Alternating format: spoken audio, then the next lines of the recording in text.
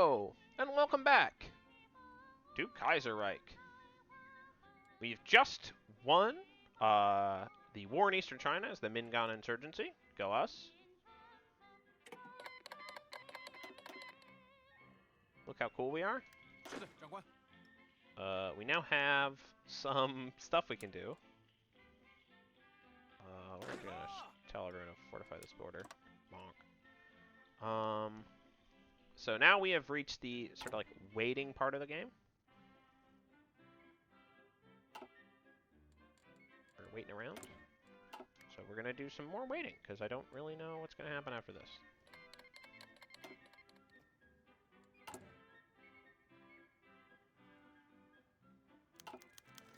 Victory in the League War. The focus tree will change. Yep. So effective change. Yeah, we can gain army experience now. And political power. Cannot call allies or join wars. Yep. Alright, no more off-map factories. Gain core, so we get a bunch of our army back. Okay. How's our infantry equipment? I don't know whether swift victory here is actually optimal. We have enough. Okay, these all can be changed. To...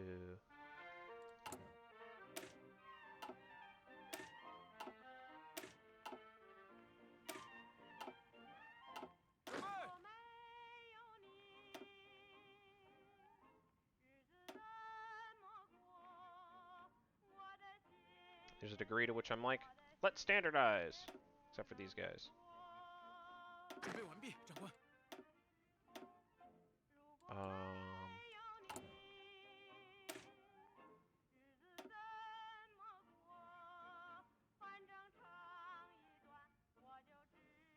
And we'll just make a new entry template.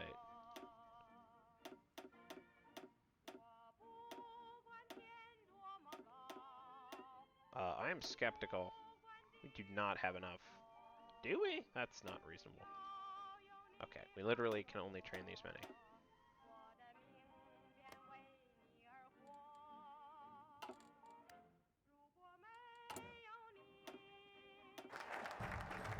Right, focus tree canceled, and now we have new stuff. Look at all this stuff. Okay.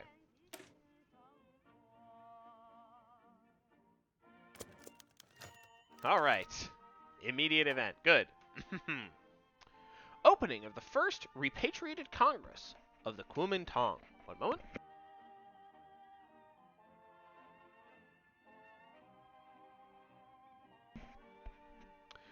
Having been ousted from the politics of China for more than a decade now, the Kuomintang's recent victory over its enemies in the League War has seen Sun Yat-sen's idea for a national revolution revived once more.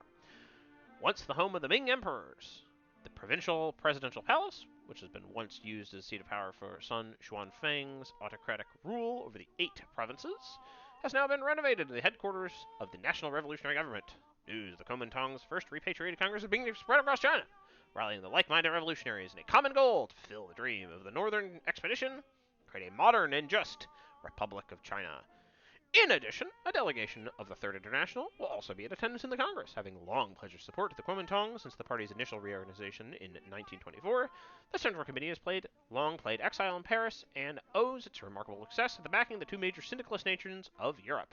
The cordial entourage includes the French syndicalist advisor André Malraux and Jean Fontenoy. Fontenoy? Yeah, it's just Fontenoy. The British advisor David Ramsay, the Indian socialist Emin Roy, the Norwegian socialist Ingvald Brerenin, Ingvald Bernatin Asse, and various volunteer advisors from the primarily French and British militaries who've pledged their services to the National Revolutionary Army. Nonetheless, these foreign observers could certainly see that notable factions or cliques were beginning to form within Congress ranks, and those who fought for Song Qingling's populous government and those who returned home from the new syndicalist order, Chairman Wang Jingwei stood behind a grandiose push of Sun Yat-sen, flanked by the party's flag and the NRA's flag, as began his speech to inaugurate the Congress. Perhaps to acknowledge the absence of the party's right wing, he started with a passionate appeal that, from a revolutionary anti-imperial standpoint, the true revolutionaries were come from the Kuomintang's left, and thus the first Repatriot Congress began in earnest. The ecstatic revolutionary mood of Nanjing reminded many of the patriotic fervor that captured Guangzhou in 1924. Let's get started right away. Holy smokes.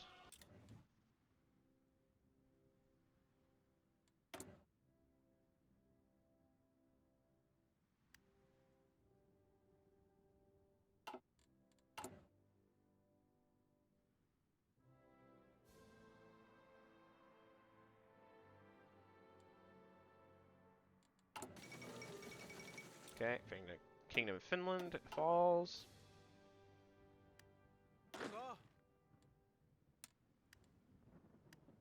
And I'm going to start awarding medals.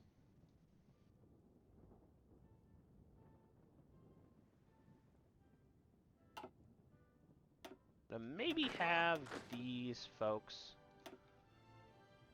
be infantry template. Just because it'll make them stronger.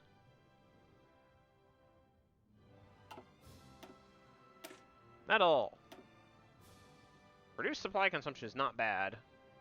Organization is maybe better. Yeah, I think organization might be... I don't know, supply consumption is nice. Org is probably the... Let me go with org.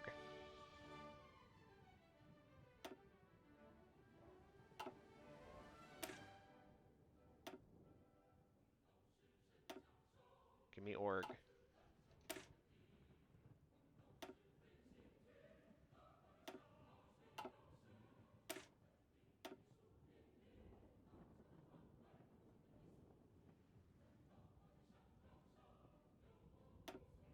Alright, more org. More org, more good. We do not have enough artillery. So maybe we're going to cut back a little bit on these two, these three.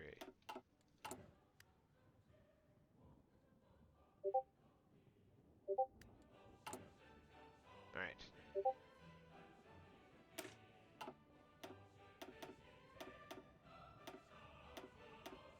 That'll do. That'll do, pick. Alright.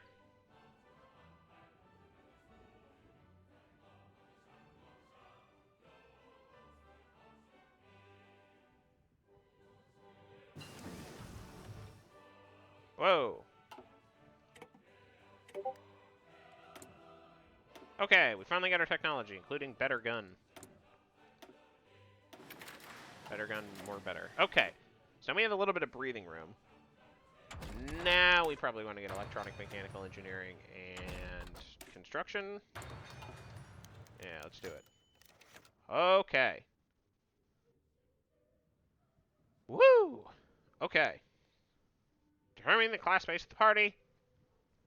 The Congress's first tenet was to adjust the Kuomintang's utmost duty to organize the uplifted workers, uplift the oppressed workers and peasants in China.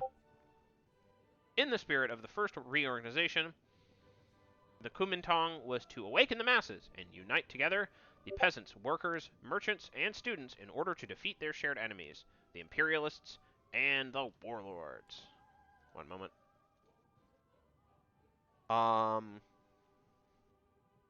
Within conservative elements, I don't know whether you could hear the dinging. Within conservative elements, especially the elders of the party, the Kuomintang should represent the whole people. During National Revolution, the elder Wu Zihui even argued that good landlords and merchants could join the revolution alongside the masses, taking the stand after Wang's speech. RCA members Chen Guobo and Si Kuntong took to the floor to argue that class, however, was the most important question to the revolution. Class struggle was a necessary evolution of the Chinese Revolution, citing the efforts of Song Qingling's presence in the Mingan insurgency and the strikes of 1932. Xi and Chen blasted Wu by citing a former saying from the Sun, which the party's founder and said that the National Revolution should accomplish socialism, while a definitive class base was drawn by both Song's populist and Wang's growing RCA faction, in that the Kuomintang is to indeed henceforth be a party of workers and peasants. Foreign observers have noticed certain factional tensions rising beneath the facade of party unity. The RCA, after all, believes their revolutionary cadre must lead the masses, a move that many in Song Qingling's Provisional Action Committee find offense at. They do not see a revolution of the masses, led by a pretentious elite. KMT is the party of workers and peasants. Right. This is the whole revolutionary vanguard versus mass popular movement thing. You know.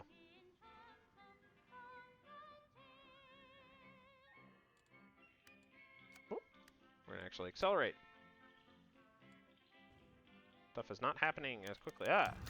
Return to the Reconstruction faction. Alright. The leftist-dominated Central Executive Committee of the Kuomintang's reputation as the legitimate and heir of the Chinese Nationalist Party that collapsed in the First Northern Expedition nonetheless attract the interest of various centrists and liberals. These men, who tend to waver in their alignment with the Kuomintang's right and left wings prior to the expedition's failure, distrust the outwardly socialist developments of the party across the last decade. Many of these Republicans chose to flee overseas for the United States, Hawaii, and Southeast Asia, where they made up the Overseas Commission of the Chinese Kuomintang, an extension of the Kuomintang interests far away from China itself.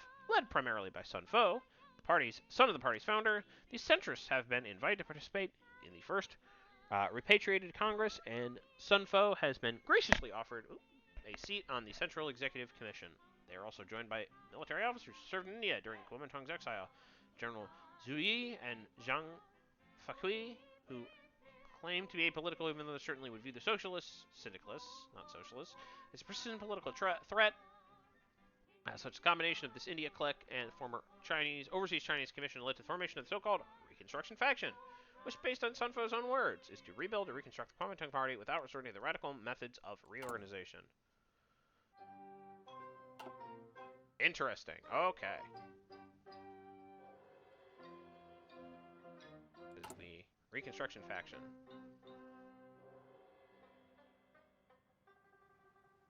The Reconstruction faction's influence is tracked by social liberal popularity.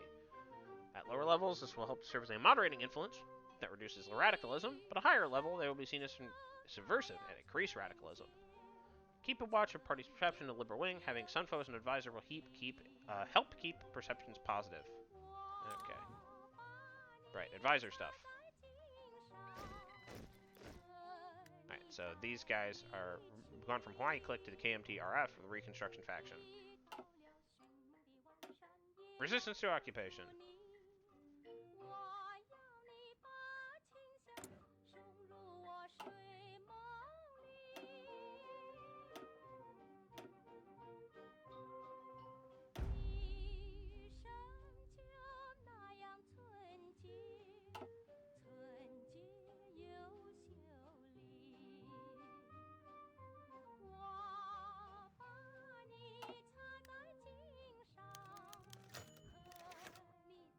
Tensions within the... I was just fiddling with occupation rules. Tensions within the League of Chinese Syndicalists. Proclamation of a new revolutionary government and revolutionary socialist Chinese government has led to the growing sense of excitement and patriotism within the Chinese left wing. Collaborative socialist thinkers, intellectuals, and writers who are not party members of the Chinese Kuomintang have formed a fragile coalition of the League of Chinese Syndicalists, the largest faction of which is the Chinese Syndicalist Party. Tensions have nonetheless begun to emerge within the LCS.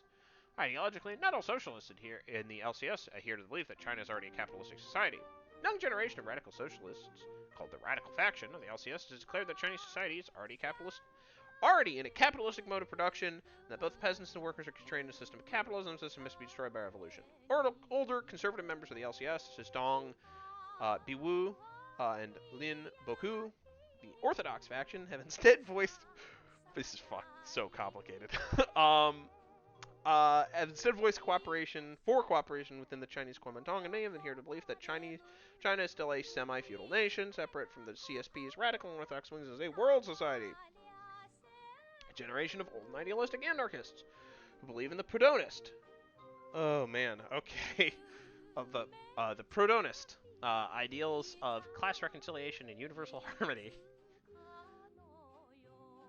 Represented by... That's what the Proudhonists believe?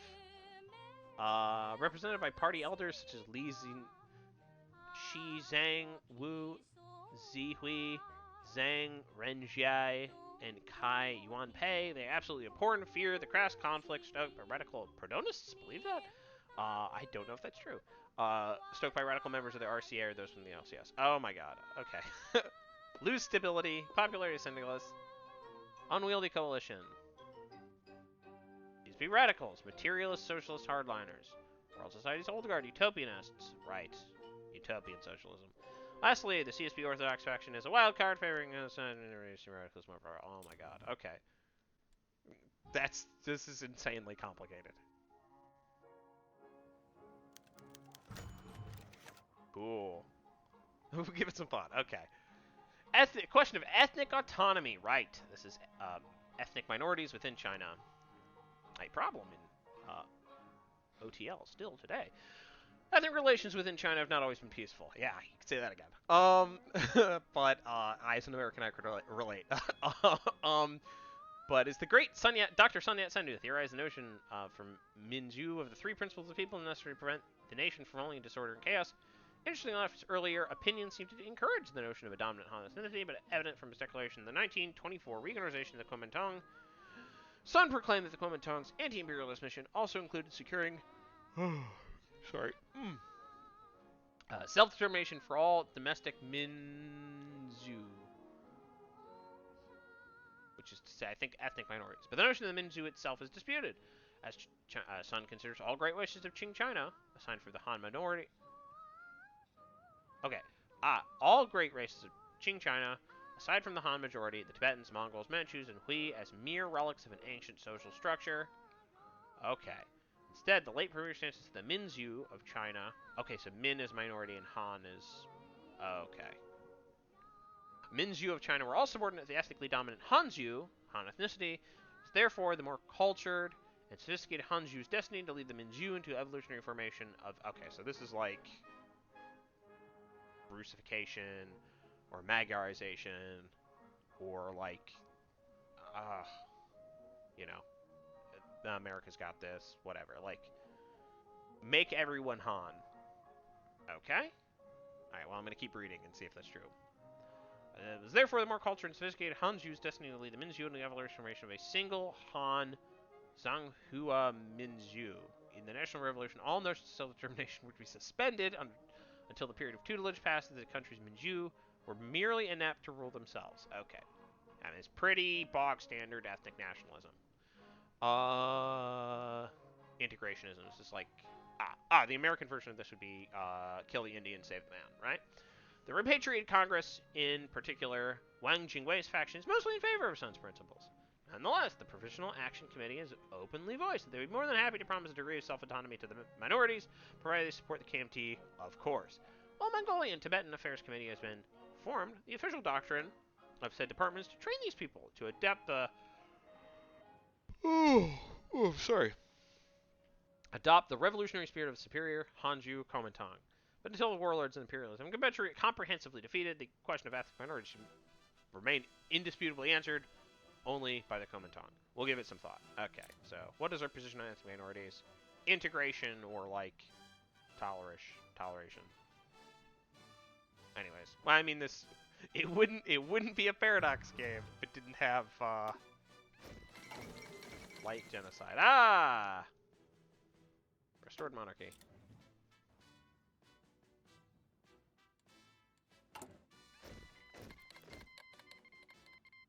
Effect when completed. Way reduced war support. But more stability. More stability, more good. Alright, war in Indochina. We probably want to support Indochina.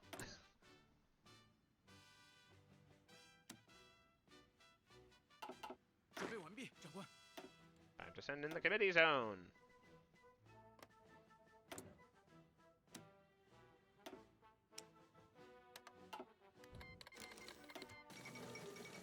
Dublin Olympics. Okay. After several weeks of long deliberations, now you're telling me, the Second Repatriot Congress of the Kuomintang was formally adjourned, although much had been decided upon. There were plenty left to be unresolved, and subtle fractures may have developed between Wang's loyalists and his divided opposition. Excuse me. In the meantime, as delegates and representatives prepare to head on home, they've decided to entrust the third and latest Central Executive Committee to manage party affairs. Oh boy. Sorry about that. Headed by Chairman Wang Jingwei and Vice Chairman Liao Zhongkai. The two are joined by 22 others: Bai Yunti, Chen Gongbo, Cheng Yuren, Deng Yanda, Dong Biwu. Okay, it's just a list of names. Gu Mengyu, Li Jianshen, Lin Boku. I like I mean, a lot of these names have popped up in earlier text. Lang Hankao, Pan Yuan Chao, Peng Zimin, Shi Quintong. Man, it's just like butchering. I'm butchering all of these, by the way. Song Qingling, Song Ziwen.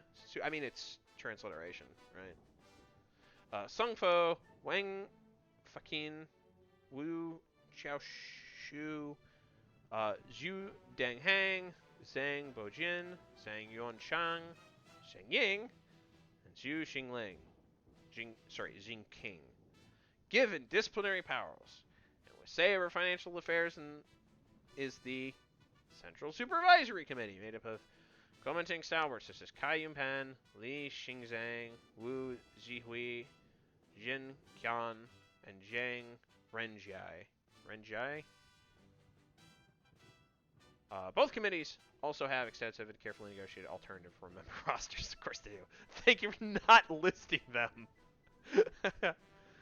A delicate balance of power has been erected, with Wang and his RCA carefully moving to consolidate government without provoking excessive backlash from those increasingly antagonized by his efforts to assert his authority. Perhaps best encapsulating the emerging power games being played is Wang's decision to promote Sun Fo as vice premier of the Executive Yuan, a new, prestigious but rather powerless position to help remove a rival from loyalist Chen Guangbo's bid to become premier of the Legislative Yuan. Excuse me. Sorry. Although the full cabinet is yet to be named, Song Qingling and her PAC allies are already said to be grumbling about the lack of representation, feeling deliberately locked out. However, it is unlikely they can do much to contest the president's appointments. Or can they? I am inclined to support Song Qingling, mostly because she's the only one who was here at the beginning of everything. Everyone else is just like, don't worry, we'll help you from afar. And she was like actually been here doing stuff. So, good points. Balance of power mechanic. Okay, we have a balance of power mechanic. Is it represented here? Or represented somewhere else? Okay. Okay, Wang's RCA and Song's PAC. Depending on which side has the advantage of Chinese unification scenario, will play out to allow one or the other to consolidate their power. Shifting the balance too far on one side will destabilize the revolution. But be warned, if neither side has the clear advantage, a third scenario might emerge. Okay. Hunan seeks an alliance. Well, yeah. Maybe. Sure, whatever.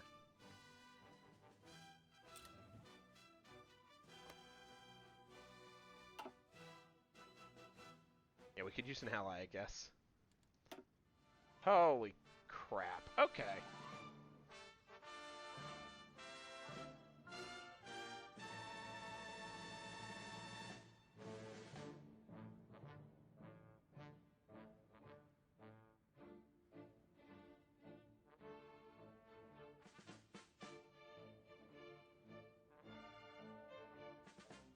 Okay, so legislative yuan.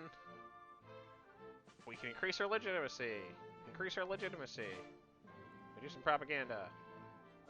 We can do stuff internationally. And we can make more army stuff. Okay. So, first we'll do this.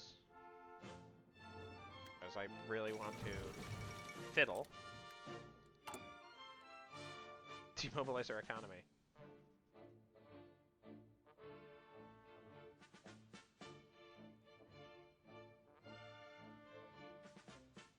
Interesting. So we can do integration stuff. A wait to demobilize. Stay mobilized as long as possible. Oh my gosh, more text. Okay. These are the totalists. Okay. Alright. As Kuomintang representatives assembled in politics in Nanjing, plenty left outside the negotiating table found time to gather on their own. Away from the public spotlight, a different set of ideas and ideals swirled. Many disaffected Whampoa alumni, stewing in exile far from home across the last decade, gathered together with the Academy's tightly woven networks, within the Academy's tightly woven networks. The more ideological and radical of those bunch turned to He Zhonghan and Deng Wenyi, mid-level staff officers, who promoted a nationalistic, totalist, and anti-establishment line. Having returned, they proudly began calling their secret fraternity the Revolutionary Army Comrades Association, RCA. RACA. Nice, I can't read. A secret circle within a larger secret circle. They nervously presented their ideas before Hu Zhongnan. Oh boy. The director of Whampoa's Training Academy, another sympathetic commanders, and backroom meeting. Although short by stature, Hugh was one of the eldest of Whampoa's first graduating class, age 28 in 1924, which puts him in his 30s. 40. He's 40. Okay. In favor to the former headmaster, who preferred Zhejiang natives. Elements he's exploited to a certain air of authority over many of his peers and students, delighted his attendees, who gave his approval for RACA's agenda before his fellow young guard officers, and formally accepted his role as their Lingzhu.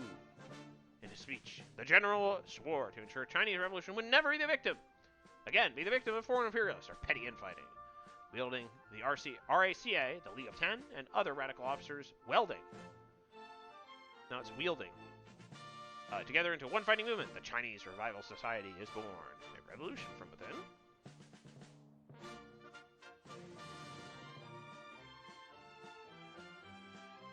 What? You don't like totalists?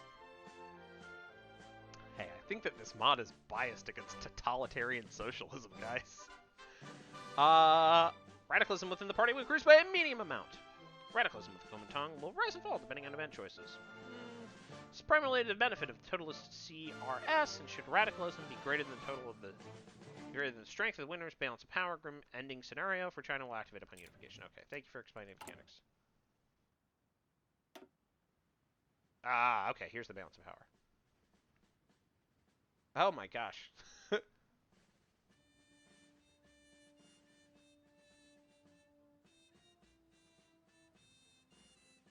Okay.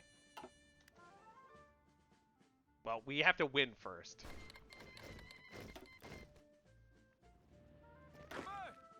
There's usually a very silly naval invasion that happens here, so I'm just gonna slap a guy on Saigon and just leave him there.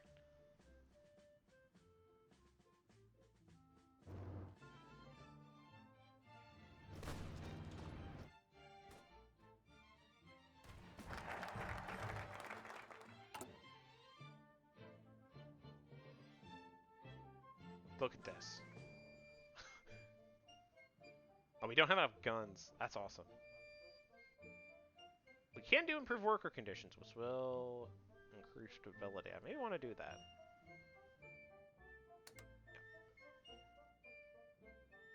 Okay.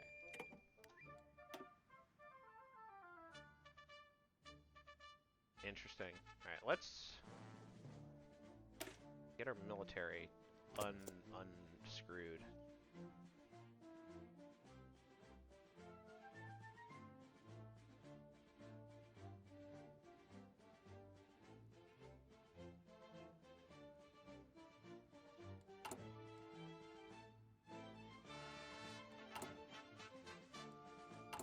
Alright, we're gonna do some stuff.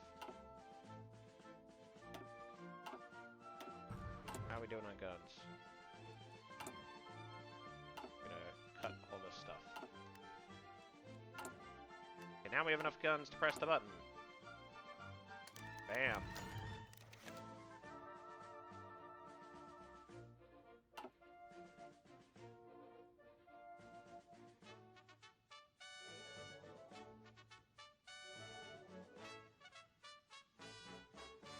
Oh, interesting.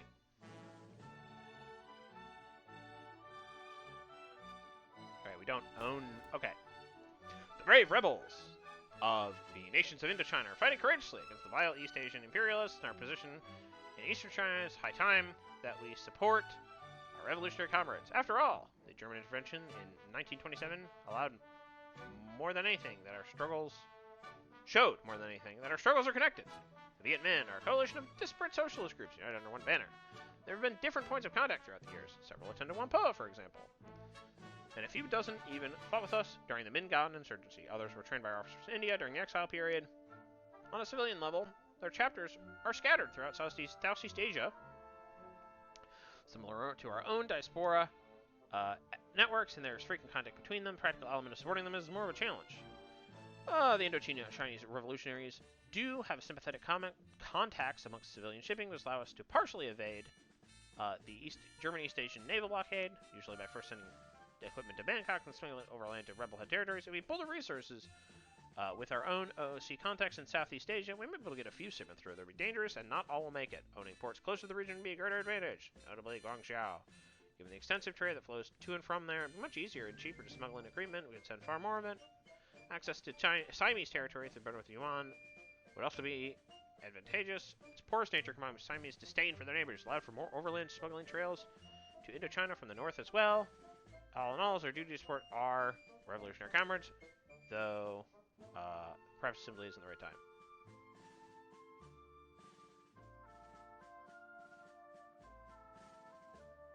Canton or Dolly?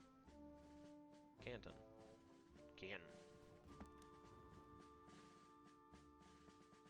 I think we are going to wait for a better opportunity.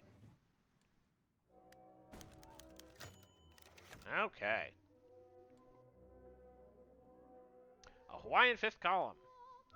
The Kuomintang centrist civilian faction has a complicated relationship with the left.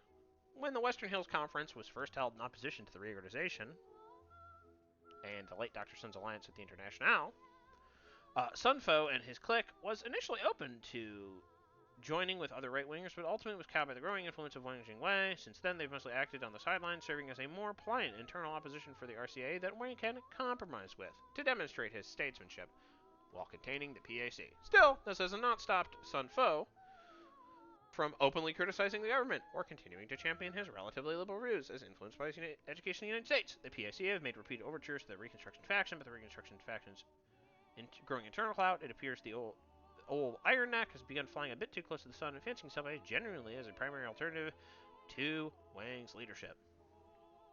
And that was the case. A harsh reality check is soon to come. Outside the government halls and the party elders, the RF finds very little popular support and a growing chorus of opponents who condemn them for selling out the revolution to the bourgeoisie. It is only a question of whether or not this announcement will drag down the rest of the party leadership with them.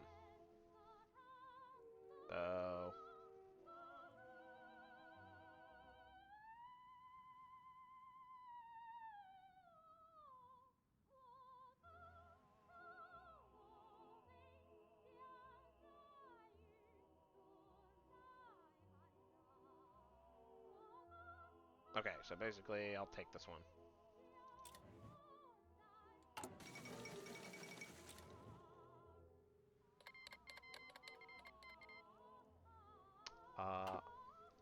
Oh, and now is a perfect time to take a stop. To pause the recording and see you in the next episode. Bye-bye.